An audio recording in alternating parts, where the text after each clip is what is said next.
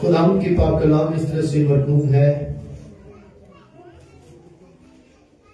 ऐ फर्जंद तीमुथियुस, उन पेशी गोइयों के मुआफिक जो पहले तेरी बाबत की गई थी, मैं ये हुक्म तेरे सुपुर्द करता हूं ताकि तू उनके मुताबिक अच्छी लड़ाई लड़ता रहे और ईमान और उस नेक नियत पर कायम रहे जिसको दूर करने के सबब से बास लोगों के ईमान का जहाज गर्क हो गया।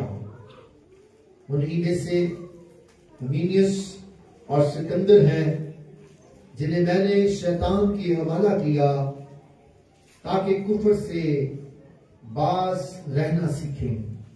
पाकलाम के पढ़े सुने जाने के वसीला से खुदा ताला की खास बरकत हो। अजीजो, वक्त है कि हम खुदा की आवाज को सुने। हम खुदा के कलाम के लिए खुदा के पैगंबर और मुबश्शिर झील सलास के लिए जोरदार तालियां बजाएंगे।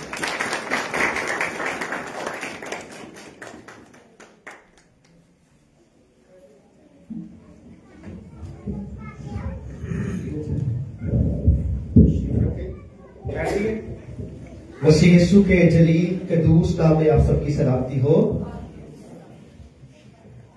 आप सबकी सलामती हो। आपने जो विर्द पढ़ा है, इसको पढ़ के कुछ समझ आई कि क्या क्या बात हो रही है यहाँ पे। जो सर जी ने विर्द पढ़ा है इस हवाला के अंदर, आपको समझ आई कि क्या बात हो रही है। मतलब किस चीज की तंबीह कर रहा है, किस चीज की वो बात बाबर को बता रहा है कि आप इस पर अमल करो। नेक नियत और ईमान और एक और भी है, हाँ जी, 3 बातें उसने इसके अंदर की हैं। उसने मतलब यहां पे ये कहा कि अपने ईमान पर कायम रहना। पहली बात जो मतलब इसका मजमून है वो ये कि अपने ईमान पर कायम रहना। सो अब यहां पे जब पौलुस तीमुथियुस को लिखता है तो उसकी वजह क्या थी, यहां पे ऐसा क्यों उसने लिखा।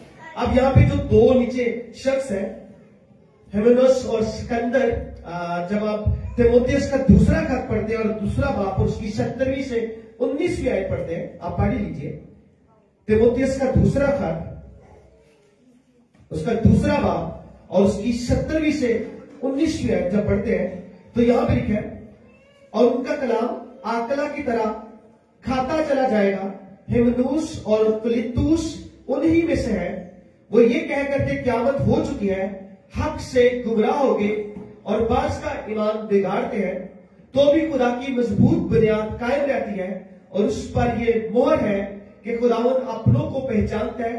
जो कोई खुदावंद का नाम लेता है नाराजगी से बाज रहे। आमीन। यहाँ पे इन दोनों लोगों के बारे में लिखा है कि वो लोग तालीम उस वक्त क्या दे रहे थे। वो लोग ये बता रहे थे कि यीशु मसीह जमीन पर आ चुका है, वो क़यामत जो होनी थी वो क़यामत हो चुकी है, अब यीशु मसीह वापस नहीं आएगा। अब इस इंतजार में मत लो। हिमेनूस और तुलितुस जो बात करते वो यही करते थे कि मुर्दों की क़यामत जो होनी थी वो हो चुकी है। तो पौलुस बताता है कि उसको मैंने क्या किया, पहला जब खत पढ़ते उसके अंदर क्या लिखा है, किसको क्या किया, जिन्हें मैंने शैतान के हवाला किया ताकि कुफर से बाज रहना सीखे। अब यहां पे अब भी दुनिया के अंदर जो तालीम पाई जा रही है, आज थोड़ी सी उसके बारे में बात करते हैं, क्योंकि ये कलाम बताता है कि ईमान पर कायम रहो। वो ईमान जो मुझे मिला है, अगर आप यहूदा का खत पढ़े तो यहूदा के खत के अंदर भी पहले बात के अंदर ये लिखा है कि अपने इकरार को जो आपको मिला उसमें मजबूती से कायम रहो, मजबूती से थामे रहो।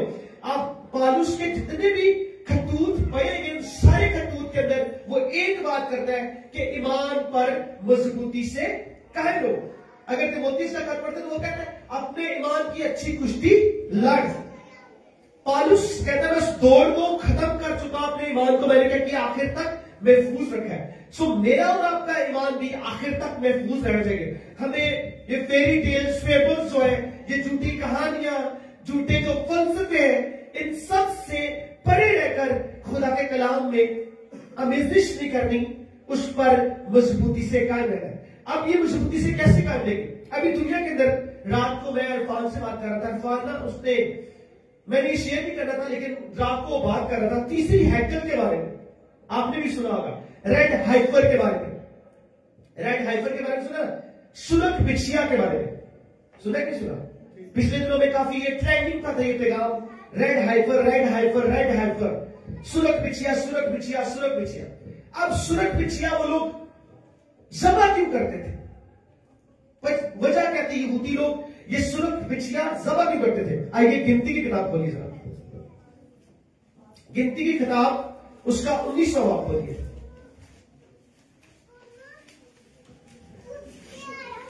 गिनती की किताब उसका 19वां बाब, पहली वर्ष ऊपर हेडिंग दी है सुरग बिछिया की राख। अब ये सुरग बिछिया की राख करते क्या थे? ये खता की कुर्बानी के लिए होती थी। किस कुर्बानी के लिए?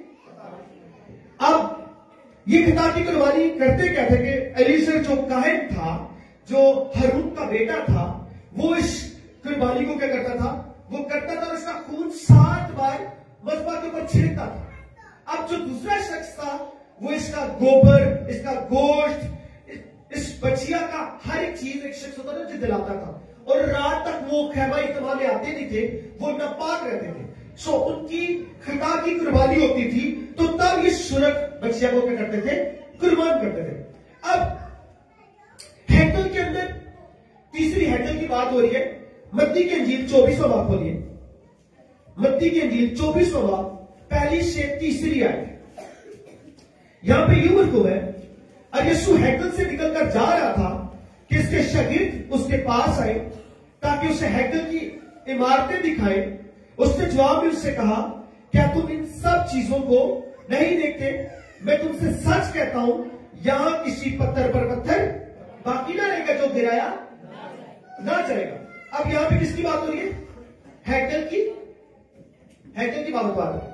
अब यहां पे जो बात होती है आजकल जो दुनिया में चल रही है बात, जो कुरान बता रहे, वो बता रहे कि दोबारा से तीसरी हैकल रीबिल्ड होगी, और वहां पे उस लाल बछिया को जो यहूदियों ने अभी इकट्ठी की है, उसको वहां पे क्या किया जाएगा? कुर्बान किया जाएगा। उस खता की कुर्बानी को दोबारा से वहां पे दोबारा से उसको इंप्लीमेंट किया, उसको अमल में लाया जाएगा। लेकिन जब यहां पे आप मत्ती की इंजील पढ़ते हैं तो यहां पे यीशु मसीह ने क्या कहा? यहां पत्थर पर पत्थर, यहां पे यीशु मसीह ने यह तो नहीं कहा था कि दोबारा से रीबिल्ड होगा। रीबिल्ड का लफ्ज ठीक है कि दोबारा से इसको तमीर किया जाएगा गिरने के बाद, ठीक है? नहीं लिखा। सो अब मसीह ने, पहली बात करते हैं हैकल की बात करते हैं। हैकल जब बनाई गई थी, हैकल को बनाते हुए जब सुलेमान बादशाह दाऊद का जो बेटा था, सबसे पहले हैकल के लिए दाऊद ने कहा था कि मैं खुदा के लिए क्या करूंगा? हैकल बनाऊंगा। अब उस हैकल को तकरीबन 586, 587, 587 के अंदर इस हैकल को उसने बिल्ड किया था सुलेमान ने, और इसको उसने स्क्वायर की सूरत में, एक मुरब्बे की सूरत में से बनाया था। चारों साइडों से एक जैसा ही सारा का सारा नक्शा था, और इसको तबाह किसने किया?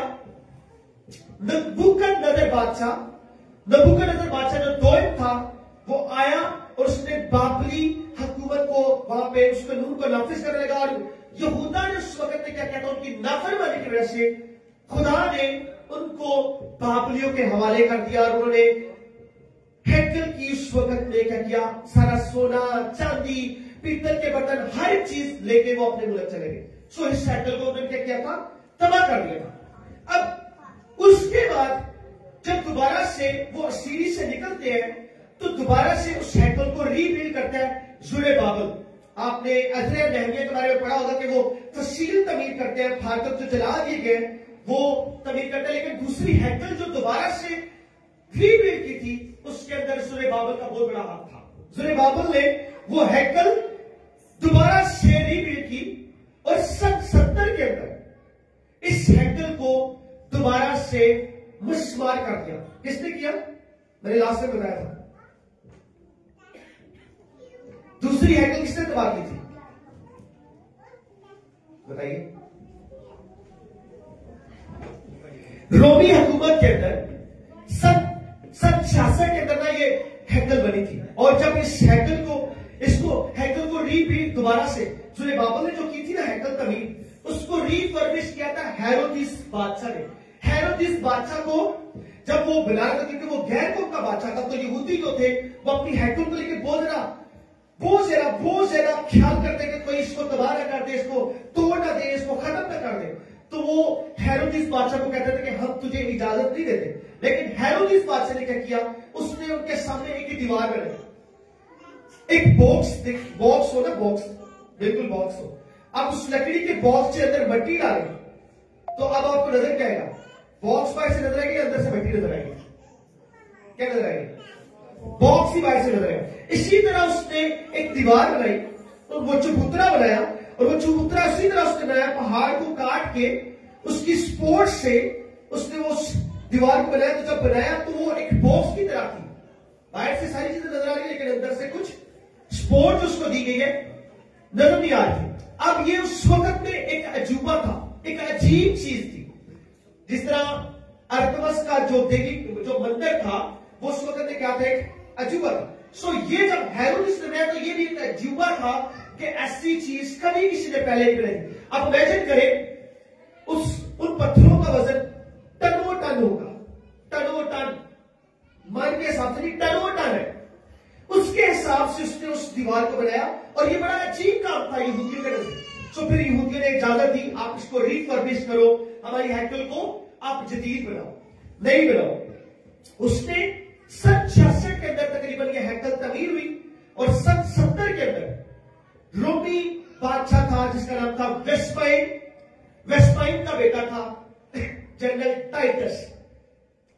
जनरल टाइटस जब आया रोम के अंदर, तो उसने अपने सिपाहियों को हुक्म दिया था कि हैकल को तबाह न करना, हैकल का नुकसान न करना। लेकिन जब वो हैकल के पास आए तो उन्होंने देखा कि अंदर सोना है, चांदी है, पीतल है, तो उनका दिल के अंदर लालच आया। लालच आने की वजह से उन्होंने क्या किया, अंदर गए, आग लगा दी, और आग को अब क्योंकि उन्होंने यरूशलेम का मुहासरा कर लिया, सारा का सारा इर्द गिर्द से घेर लिया था फौजों ने। अब कुछ दिन तो वो खाना खा सके थे, लेकिन बाद में उनके पास खाना नहीं था, यहूदियों के पास खाना नहीं था। तो अब उन्होंने क्या किया, वो बाहर खुराक लेने के लिए निकलना चाहते थे, लेकिन यहूदी जब रोमियों ने देखा कि ये थके हुए सिपाहियों ने, उन्होंने उन पर हमला किया। तब हमला करने के बाद हैकल के अंदर गए और हैकल को आग लगा दी। आग लगाने बहुत कोशिश की बुझाने की, लेकिन वो आग ना बुझी, और वहां पे पत्थर पर पत्थर बाकी न रहा। सो जो बात करते हैं कि हैकल दोबारा रीबिल्ड होगी, आइए हम जकरिया की किताब पढ़ते हैं। जकरिया नबी का सहीफा, उसका 6वां बाब, और उसकी 12वीं से 13वीं आयत, 15वीं आयत पढ़ते हैं। और उससे कहा, रब्बुल अफ़वाज यूं फरमाता है कि देख, वो शख्स जिसका नाम शाख है, उसके ज़ेरे साया खुशहाली होगी, और वो खुदावंद की हैकल को तमीर करेगा। हाँ, वही खुदावंद की हैकल को बनाएगा। वो साहिब शौकत होगा और तख्त नशी होकर हुकूमत करेगा, और उसके साथ काहिन भी तख्त नशी होगा, और दोनों में सुलह सलामती की मशवरत होगी। ये ताज हलीम और तूबिया और यद आया और हीन बिन सफनिया के लिए खुदावंद की हैकल में यादगार होगा, और वो जो दूर है आकर खुदावंद की हैकल को तमीर करेंगे। अब यहां पे लिखा है कि रब्बुल अफ़वाज फरमाता है कि जिस शख्स का नाम क्या है, शाख, जिसका नाम क्या है, शाख, वो हैकल को क्या करेगा। अब ये शाख लफ्ज जो है किसके लिए इस्तेमाल होगा, किसके लिए? यीशु मसीह के लिए, ठीक है। अब्रानी के अंदर मसीहा कहते हैं, मसीहा, शाख, ब्रेड इंग्लिश के अंदर लफ्ज इसके लिए इस्तेमाल हुआ है। तो यहां पे शाख जो लफ्ज है वो यीशु मसीह के लिए इस्तेमाल हुआ है। अब जब हैकल दोबारा तमीर होगी, जिसको तमीर कौन करेगा? मुकाशफा की किताब आपने पढ़ी ना, तो आपने क्या कि मैंने नए यरूशलेम को आसमान से, जब मूसा ने हैकल बनाई थी, तो हैकल बनाते हुए उसको नक्शा कहां पे दिखाया जाता? आइए इब्रानियों का खत खोलिए, 8वां बाब 4वीं आयत। इब्रानियों का खत 8वां बाब उसकी 4वीं आयत। चौथी और पांचवी पढ़ता हूं डायरेक्ट। जो आसमानी चीजों की नकल और अक्स की खिदमत करते हैं। चलाते जब मूसा खैमा बनाने को था तो उसे यह हदायत हुई कि देख जो नमूना तुझे पहाड़ पर दिखाया गया था उसी के मुताबिक सब चीजें। अब कहां पे लिखा था उसने मूसा ने सारा कुछ, मतलब सब कुछ आसमान में था। वो चीजें खुदा ने खैमा इज्तिमा बनाने से पहले मूसा को दिखाई, इसी तरह दाऊद को भी दिखाई और उसने वो नक्शा तैयार किया। वो नक्शा जमीन पर बनाएगा। सो यहां पे जो हैकल की दोबारा तमीर की बात है, मरम्मत की बात है, तो यहां पे लिखा कि शाख आएगा और उसको क्या करेगा, तमीर करेगा। और उसके साथ लिखा कि दूर से यानी गैर अकवाम की बात आ रही है। दूर से गैर अकवाम यानी कलीसिया आके इसको रीबिल्ड करेगी। कलीसिया मसीह के साथ। वैसे मसीह ने जाने से पहले ये बता दिया था कि तुम्हारा बदन रूह कुदस का मकदस है। मतलब ये बदन जो है अब क्या है, खुदा की हैकल है। अब वो लोग क्यों बातें करते हैं, क्योंकि वो मसीह की आमद को लेके कंफ्यूज है। किस चीज को कंफ्यूज है? उनके नजदीक मसीह आएगा और यरूशलेम को बहाल करेगा और यहूदियों को सारी दुनिया पर रूल करने के लिए दे देगा और सारी दुनिया पर वो क्या करेंगे, हुकूमत करेंगे। उनका नजरिया यह है कि जैसे ही मसीहा आएगा हमें दुनिया पर हुकूमत करने के लिए। इसके लिए आप रेफरेंसेस पढ़ सकते हैं।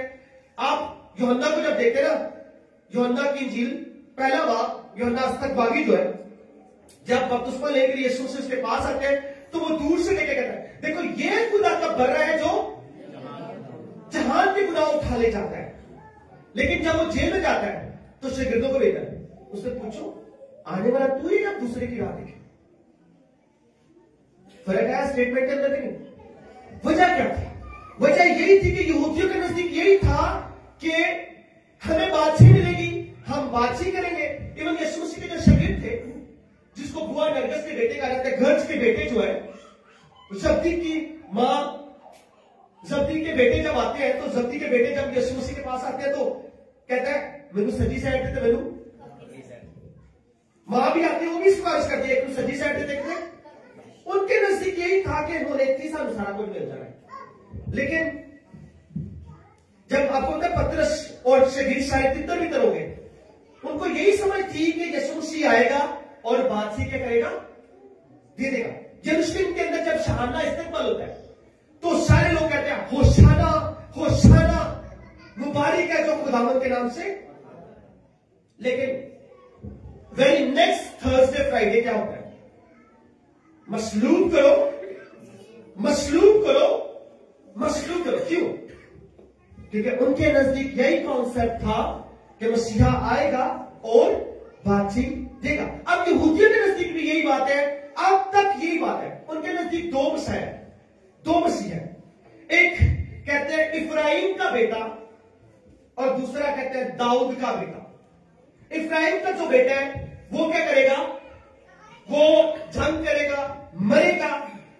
और जो दाऊद का बेटा है वो सारी दुनिया को फिर से बहाल करेगा और बादशाही हमें दे देगा। ये बात सच है कि मसीह अब जब दूसरी आमद जाएगा तो लोहे के आशा से सब कौमों पर हुकूमत करेगा। लेकिन उनके नजदीक मसीह की आमद सिर्फ एक ही है।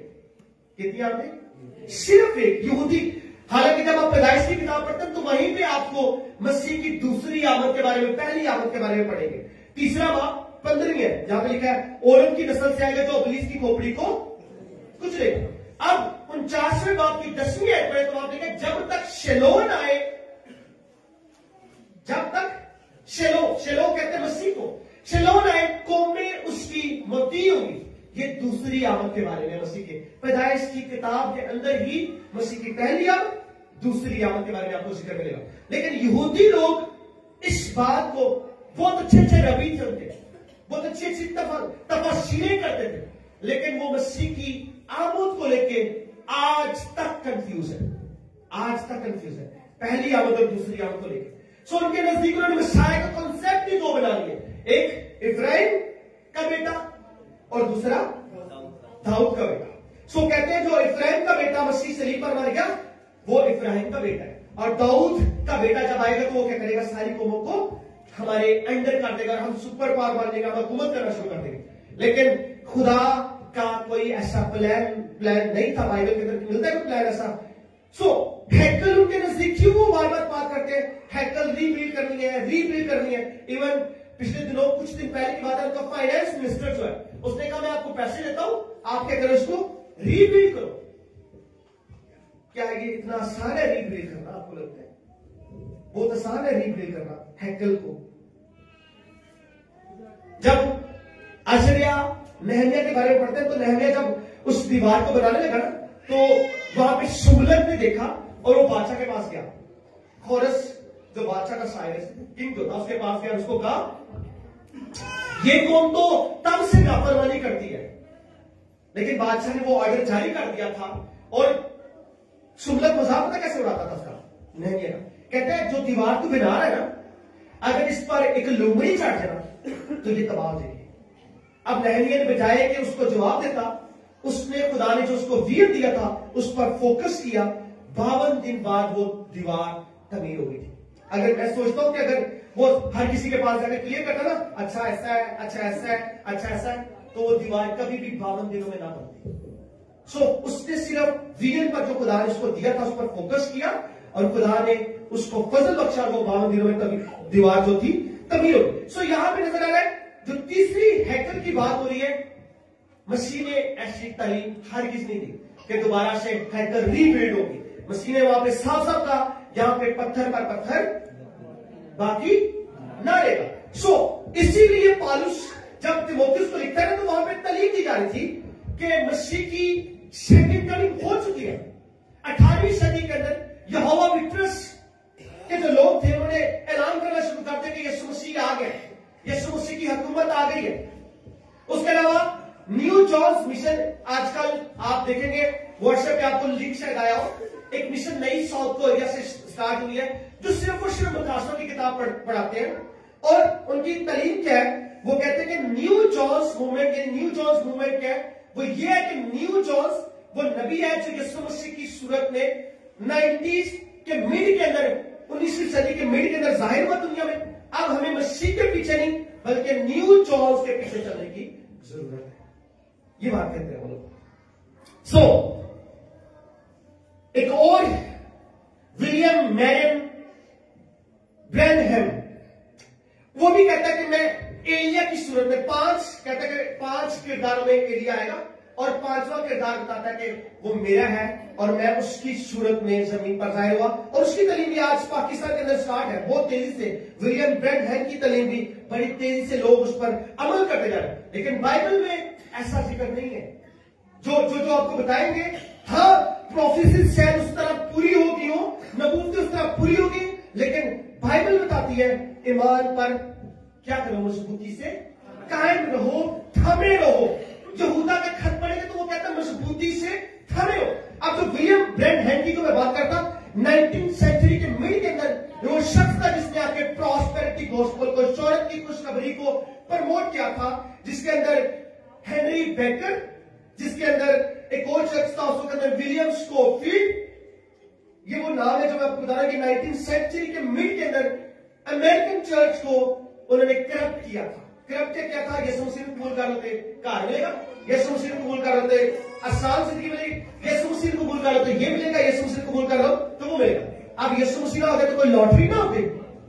ये जो नारे ना, पीपल पार्टी का नारा आपने सुना, रोटी कपड़ा और मकान, सुना ना? पीपल पार्टी का नारा सुना ना? हो तो सारी दुनिया के लग रहे रोटी कपड़ा और मकान। वो मसीह वो तो नहीं है, मसीह वो नहीं है। मसीह ने तो साफ साफ कहा था जो कोई मेरे पीछे आना चाहे अपनी खुदी का इनकार करे, अपनी सलीब को उठाए और मेरे पीछे। अब उस सलीब उठाने का मकसद क्या था? उस वक्त में जो भी सलीब उठाता था गुलगत्ता की पहाड़ी पर जाता था और वहां पे डाकू भी मसीह के साथ मसलूब हुए। अब मसीह भी डाकुओं के दरमियान क्या था, मसलूब हुआ। अब उस वक्त में सलीब उठाने का मतलब यही था कि लिटरली मसीह के लिए मरना। जैसे मसीह सलीब पर मर गया, दुख की हालत, इब्तिदाई कलीसिया आप देखें दुख की हालत। जस्टिन मार्टिन के बारे में जानते हैं? पॉलीकार्प के बारे में पाल साहब ने पिछली दफा शेयर किया था। पॉलीकार्प के बारे में, पॉलीकार्प को जब कत्ल करने लगे ना, उसके बारे में तारीख ही बताती है। पॉलीकार्प को जब कत्ल करने, पहले तो उसको ऑयल के में डाला गया, जब ऑयल के में डाला गया तो मोजाती तौर से वो बच गया। फिर उसको नेजा मारा गया, पसली में, तब ऐसे मारा गया, चाकू मारा गया। जब मारा गया तो उसके अंदर से जो खून और पानी निकला ना, वो जो आग थी वो उसकी वजह से बुझ गई और वो शहीद किया गया पॉलीकार्प को। स्मरना का जो चर्च है पढ़ते हैं ना मुकाशवा की किताब के अंदर, उसका वो बिशप था, उस कलीसिया का। जस्टिन मार्टिन ऐसा शख्स था जिसने उस वक्त में आकर मुख्तलिफ तफसीरें की और इसने कलाम को क्या किया, इसने कलाम को 3 हिस्सों में, लिटरल, उसके बाद दूसरी बात जो थी इसने इसके अंदर की, उसकी थोड़ी तफसीर करना शुरू की। फिर उसके बाद रूहानी अपनी जिंदगी पर इस कलाम को कैसे लागू कर सकते हैं। ये जस्टिन मार्टिन को भी क्या किया, शहीद कर दिया गया, उसकी काविश की वजह से उसको शहीद कर दिया। इब्तिदाई कलीसिया के नामवर सूरमा है जिन्होंने बड़ी काविशें की। ओरिजिन ऑगस्टाइन जिसने ओरिजिनल सिन की तालीम शुरू की, असली गुनाह से रोशनास कराया। ये वो लोग हैं जो अपनी जिंदगी मसीह के लिए देते देते देते चले गए। अब हम बात करते हैं यहां पे तिमोथियस की। तिमोथियस जिसको पौलुस कहते हैं। अब ईमान की किताब खोलिए, ईमान की किताब खोलिए। पाल साहब ने शेयर किया होगा क्योंकि वो पिछले दिनों में उन्होंने बड़ा नेटवर्क के बारे में आपको डिटेल से बताया ना, बताया कि नहीं बताया? याद है कि भूल गया? बताइए, याद है कि भूल गया? 16वां बात खोलिए, यहां पे तिमोथियस के बारे में जिक्र है पहली आयत से। फिर वो दरबे और लुस्त्रा में भी पहुंचा तो देखो वहां तिमोथियस नाम एक शागिर्द था। उसकी मां तो यहूदी थी जो ईमान ले आई थी, मगर उसका बाप यूनानी था और वो लुस्त्रा और उकनीम के भाइयों में नेक नाम था। पौलुस ने चाहा कि ये मेरे साथ चले, पास उसको लेकर उन यहूदियों के सबब से जो उस नवा में थे उसका खतरा कर दिया, क्योंकि वो सब जानते थे कि उसका बाप यूनानी है और वो जिन जिन के शहरों में से गुजरते थे वहां के लोगों को वो अहकाम अमल करने के लिए पहुंचाते जाते थे जो यरूशलेम के रसूलों और बुजुर्गों ने जारी किए थे। बस कलीसियाएं ईमान में मजबूत और शमाल में रोज बरोज ज्यादा होती गई। अब पौलुस जो तिमोथियस था ये कहां का रहने वाले, लुस्त्रा के अंदर, दरबे और लुस्त्रा के अंदर पहुंचे, वहां पे उसको कौन मिलता है, तिमोथियस मिलता है। अब ये शख्स जो इसका बाप था वो कौन था और इसकी मां क्या थी, यहूदी थी। अब इसकी अगर एक और रेफरेंस पढ़े, तिमोथियस का खत खोलिए, तिमोथियस का खत खोलिए, दूसरा तिमोथियस का खत, उसका पहला बाप और उसकी 3 से 18 है। यहां पे आपको पॉल इसके बारे में मिलेगा। यहां पे जब पौलुस बात करता है, इससे कहता है जिस खुदा की इबादत मैं साफ दिल से बाप दादा के तौर पर करता हूं, उसका शुक्र है कि अपनी दुआ में बिला लगा तुझे याद रखता हूं और तेरे आंसुओं को याद करके रात दिन तेरी मुलाकात का मुश्ताक रहता हूं ताकि खुशी से भर जाऊं। और मुझे तेरा वो बेर या ईमान याद दिलाया गया जो पहले तेरी नानी लुइस और तेरी मां यूनिके रखती थी और मुझे यकीन है कि तू भी रखता है। इसी सबब से मैं तुझे याद दिलाता हूं कि तू खुदा की उस निमत को चमका दे जो मेरे हाथ रखने के बाद तुझे हासिल है, क्योंकि खुदा ने हमें दहशत की रूह नहीं बल्कि कुदरत और मोहब्बत और तरबियत की रूह। आगे चलते हैं, अगली आयत जिसके लिए मैं मुनादी करने वाला और रसूल और उस्ताद भी करूंगा, इसी बात से मैं ये दुख भी उठाता हूं लेकिन शर्माता नहीं, क्योंकि जिसका मैंने यकीन किया है उसे जानता हूं और मुझे यकीन है कि वो मेरी इमारत की उस दिन तक हिफाजत कर सकता है। जो सही बातें तूने मुझसे सुनी उस ईमान और मोहब्बत के साथ जो मसीह यीशु में है उनका खाका याद रख, रूह कुदस के वसीला से जो हम में बसा हुआ है उस अच्छी इमारत की। अब तिमोथियस एक नौजवान शख्स था, नौजवान खादम था। अब उसको जब पौलुस के साथ उसने जाना तो पता उसको किसको छोड़ना पड़ रहा था, उसकी नानी और उसकी मां को। बाप क्या था, यूनानी। तारीख नहीं बताती कि उसका बाप जो यूनानी था ईमान लाया या ना लाया, लेकिन नानी और मां के बारे में बड़ी वजाहतन तालीम देती है कि नानी भी ईमान में मजबूत थी और मां भी ईमान में। अब सोचो कि एक बेटा है, एक ही बेटा है, और उसने जाने मां को और नानी को छोड़ के खिदमत करने के लिए दूसरी जगह, तो क्या तीमुथियुस उस वक्त ये नहीं कह सकता था खुदा से कि खुदा तेरे पता नहीं मेरी बुढ़ी नानी है ते मेरी मां भी उन बुढ़ी हो गई, तो मैं उसको छोड़ के कैसे जाऊं? कह सकता था, चाहे सोचा भी हो। अब नानी जो भेज रही थी तीमुथियुस को, अब जो मां जो भेज रही थी तीमुथियुस को, अब वो कैसे भेजी? कहता वो बेरिया ईमान मुझे याद दिलाया गया। कौन सा ईमान? बेरिया ईमान, नानी का और मां का वो ईमान, और इस ईमान से वो आगे बढ़े। तीमुथियुस मां को, नानी को छोड़ के इफिसुस के चर्च को लीड करना शुरू कर दिया। पौलुस ने उसको इफिसुस की कलीसिया का लीडर बना दिया, और वो वहां पे क्या करता था? उनकी मजबूती के लिए काम करता था। पौलुस के साथ वो जाता रहा, पौलुस के साथ जेल में, पौलुस के साथ बीमारी में, पौलुस के साथ हर उस जगह पे जहां पे पौलुस उसके साथ साथ था। सो उसका ईमान उसको क्या किया गया? याद रहेगा। आगे आप इसी रेफरेंस के अंदर आप दूसरे शख्स का हिमेनेस के बारे में शेयर किया, एक अलेक्जेंडर जो सिकंदर है उसके बारे में पढ़ेंगे। सिकंदर के बारे में आप पढ़ेंगे। सिकंदर के बारे में जो मैं आपको बताता हूं, इसके इस किरदार के बारे में ज्यादा तफसील बाइबल के अंदर नहीं है। अगर इस किरदार को अगर पढ़ना चाहे तो इसकी ज्यादा तफसील है, लेकिन गाबन ये वही तुमार साजी का, यानी ये कालसा बनाने वाला शख्स था। लेकिन इसने क्या किया? अगर तीमुथियुस का दूसरा खत पढ़ते हैं तो चौथे बाब की 14वीं से 15वीं आयत पढ़ते हैं, तो वहां पे आप देखेंगे कि इसको कहा गया कि पौलुस रसूल का सख्त मुखालिफ था। पौलुस रसूल की क्या करता था? और उसने बहुत सी बुरी बातें की थी पौलुस के लिए, उसकी खिदमत को लेकर, और नतीजा क्या हुआ? इसको भी हिमेनेस की सजा दी गई, यानी किसके हवाले कर दिया? शैतान के हवाला कर देगा। उसके बाद आप दूसरा शख्स वहां पे देखेंगे, तीमुथियुस के बारे में आपने पढ़ा, पौलुस।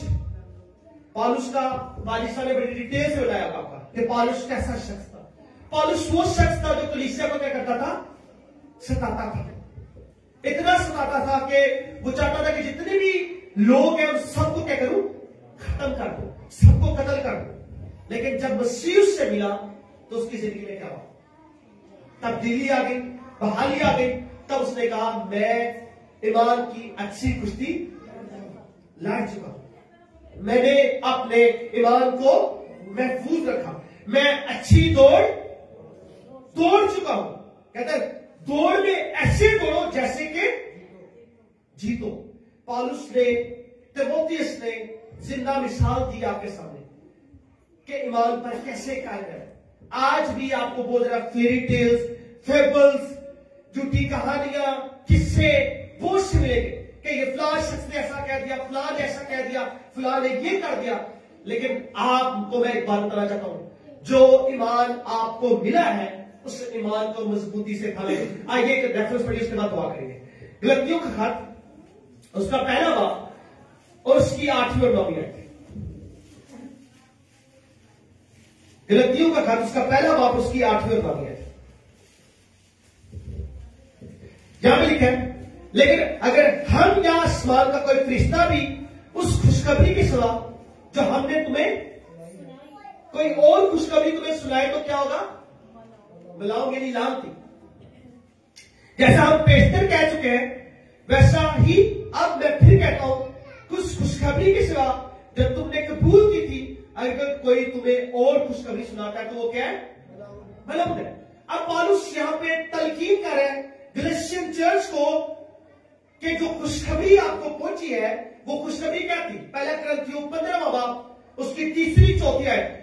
खुशखबरी ये थी कि मसीह किताब मुकद्दस के मुताबिक हमारे गुनाहों के लिए हुआ, दफन हुआ और तीसरे दिन मुर्दों में से। यहां पे ना वो शरीयत और उसका मुआवजा कर ले। यहां पे लोग आ गए थे गलातियन चर्च के अंदर जो कहते थे हमें शरीयत को भी फॉलो करना चाहिए और हमें फजल को भी फॉलो करना चाहिए। लेकिन पौलुस ने कहा कि आप मसीह के कफारे की वजह से बचे। मसीह ने शरीयत को मुकम्मल कर दिया। अगर कोई कहता है कि खतना कराओ, तो खतने की वजह से चर्च आजकल क्या है, जीसस चर्च हो, वो कह रहे हैं कि खतना कराओ, खतने की वजह से आपको क्या मिलेगी, निजात मिलेगी। लेकिन पौलुस क्या कहते हैं, कहते हैं 6 बाब की 11 के अंदर, देखो मैंने कैसे बड़े बड़े हरफों में तुमको अपने हाथ से लिखा। जितने लोग जिस्मानी नबूत चाहते हैं वो तुम्हें खतना कराने पर मजबूर करते हैं, सिर्फ इसलिए कि मसीह की सलीब के सबब से सताए ना जाए। क्यों करवाना चाहते हैं? ताकि मसीह की वजह से आप कहीं सताए ना जाए, उस सलीब की वजह से क्या करें, सताए ना जाए। इसलिए मेरी बहनों, मेरे भाइयों, वो ईमान जो मसीह ने आपको दिया है वो एक ही ईमान है, उस ईमान को मजबूती से थामे। मसीह ने कहा है राह और हक और जिंदगी, कोई मेरे वसीला के बगैर आसमान की बात चले नहीं हो सकता।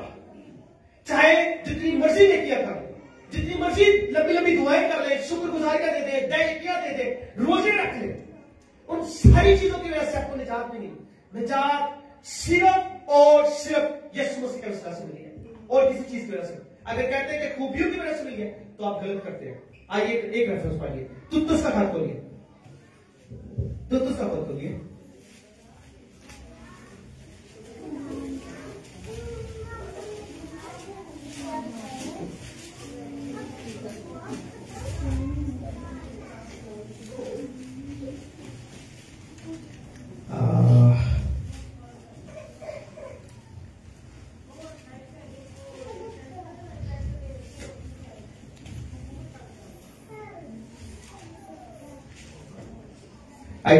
ज्ञानी है, क्योंकि खुदा का वो फजल जो जाहिर हुआ, जो सब आदमियों की निजात का बाइस है। कौन सा फजल जाहिर हुआ? खुदा का वो फजल जाहिर हुआ जो सब आदमियों के लिए। फजल क्या था? जब मैं और आप गुनाह की दलदल में फंसे हुए थे, मसीह मेरे और आपके लिए सलीब पर हुआ, दफन हुआ, तीसरे दिन मुर्दों में से जी उठा, जिंदा आसमान पर चला गया। अब इसका मतलब ये कि नेकियों की वजह से आपको निजात मिलेगी तो नेकियां करना छोड़ दे। पतरस का खत बताता है, अगर मैं बुराई करना जानता और बुराई नहीं करता तो क्या करता हूं? तो गुनाह की मजदूरी क्या है? मौत है। सो इसलिए वो ईमान जो मसीह में आपको मिला है उसको मजबूती से थामे और इस कलाम को खुद पढ़िए, इस कलाम को खुद पढ़िए। मैं जो कह रहा हूं उसको वेरीफाई करिए कि बाइबल में वाकई ऐसे लिखा है या नहीं लिखा। हमेशा इसकी तहकीक करिए। कोई घर में खादम आता है, कलाम सुनाता है, उसकी तहकीक करिए कि वाकई बाइबल ऐसा कह रही है या नहीं। ऐसे लोगों के बारे में लिखा कि ऐसे लोगों को सलाम तक ना करना, खाना तो दूर की बात है, सलाम तक ना करना कलाम बताता है। सो इसलिए ये जितनी भी झूठी बातें दुनिया के अंदर फैल रही है, फैलेगी, क्योंकि मसीह ने कहा था तुम लड़ाइयां और लड़ाइयों की अफवाह सुनोगे। ये सारी की सारी फैलनी ये सच है, और हम में से ही उठेंगे जो हमें गुमराह करने के लिए। हिमेनूस और फिलतूस कहां से उठे? कलीसिया के अंदर से। यहूदा अस्करियोती ने कहां से आया? कलीसिया के साथ था, वहां से पकड़वाया। सो हम में से ही लोग उठेंगे जो अपनी कहानियां, अपने किस्से, और तिमोथेयुस के खत में भी लिखा है कि कानों की खुजली की बाइश सब अपने लिए क्या बना लेंगे? वो तरीन जो उनको बेहतर लगती है वही सुनना पसंद करेंगे। तो इसलिए बहनों भाइयों, वो ईमान जो मसीह में मिला है उसको मजबूती से थामे। आइए सब अपने कदमों पर खड़े होंगे। जिस तरह तिमोथियस ने उस ईमान को मजबूती से थामा रहा, जिस तरह पौलुस उस ईमान की कुश्ती अच्छी लड़ा, उस ईमान को महफूज रखा और उसने कहा दौड़ो ऐसे के जीतो। आइए खुदा से दुआ करिए कि खुदावन मुझे भी फजल बख्श दे कि इस अखीर जमाना में, इस बेदीनी के दौर में, इस सुफरा तफरी के दौर में, इस नफ्सा नफ्सी के दौर में मैं ईमान पर कायम रहूं। मुझे फजल बख्श दे कि मैं तुझसे मुनकर ना हूं।